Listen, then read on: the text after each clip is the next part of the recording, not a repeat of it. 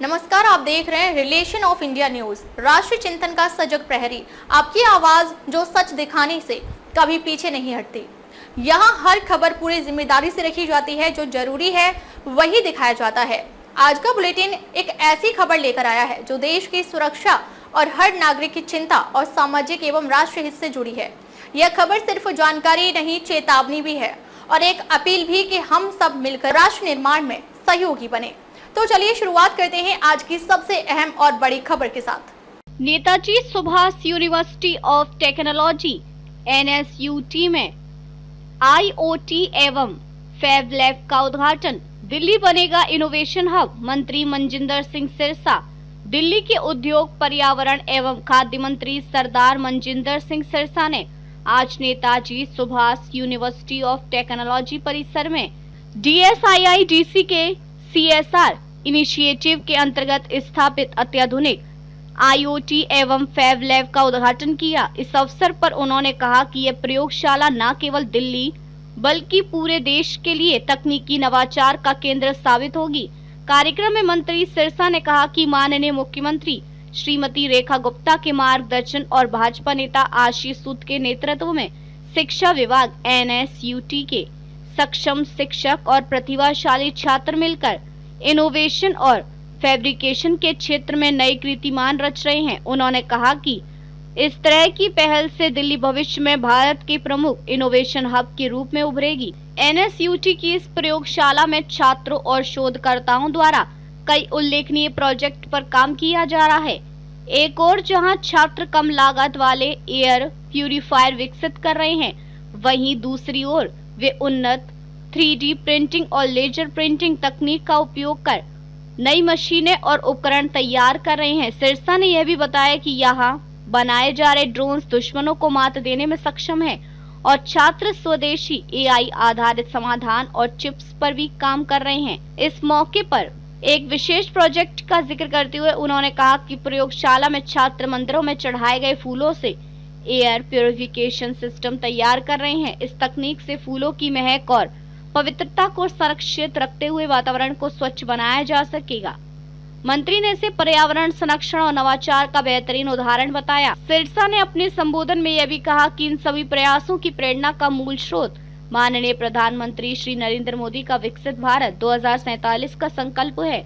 उन्होंने कहा कि इस लक्ष्य को साकार करने के लिए छात्र, शिक्षक, उद्योग, विश्वविद्यालय और सरकार मिलकर एक साझा मिशन पर कार्य कर रहे हैं। मंत्री ने कहा कि मेरा दिल्ली की जनता से वादा है कि इन संयुक्त प्रयासों के माध्यम से दिल्ली देश का प्रमुख इनोवेशन हब बनेगी। यहाँ से निकलने वाले विचार, तकनीक और उत्पाद न केवल भारत की जरूरतों को पूरा करेंगे बल्कि विश्व पटल पर भी देश की छवि को ऊंचा करेंगे। इस मौके पर NSUT के कुलपति, शिक्षकों और छात्रों ने भी अपने अनुभव साझा किए। छात्रों ने फैब लैब में तैयार किए जा रहे विभिन्न इनोवेशन मॉडल्स का प्रदर्शन किया और बताया कि किस तरह ये प्रयोगशाला उनके शोध और कौशल को नई ऊंचाइयों तक ले जा रही है। कुल मिलाकर NSUT में स्थापित यह LOT एवं फैब लैब दिल्ली के तकनीकी परिदृश्य में एक नई क्रांति की शुरुआत करेंगे।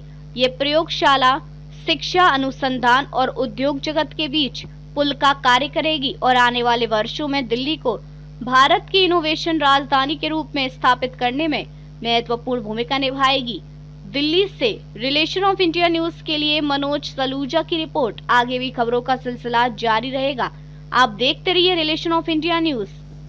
First of all, I was not even aware of this such a big setup of your university. I must congratulate you for such a wonderful university and wonderful students here. So basically, university is only wonderful when students are wonderful. So it's all due to the faculty, the students, and the innovation and the vision you students have. हमें यकीन है कि कभी आपकी photo जब हम देखेंगे तो हमें बड़ा फक्र होगा कि हम कभी इनको मिले थे, आज ये चांद सितारों तक छू रहे हैं, हमें बड़ी खुशी हो। Sir, this product you are saying this is called home decor product, but ये इसके पीछे एक स्टोरी है। ये home decor product metal waste से बने हैं।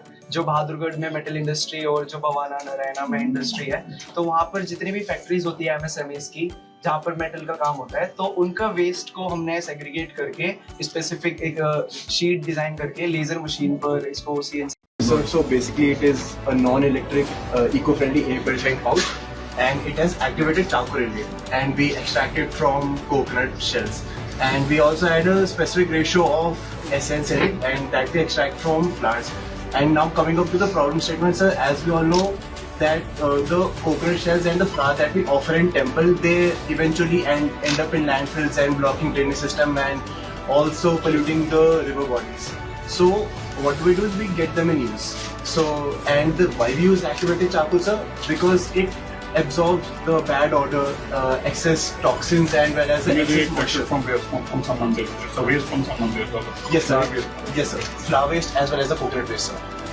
So from flour waste, Processing. so we are processing from coconut shell. We are extracting activated charcoal in our metallurgy lab. In our college itself, there is a furnace, and in chemistry lab, sir, we are extracting the essence out of the flowers that we get from the temple, sir. Maceration.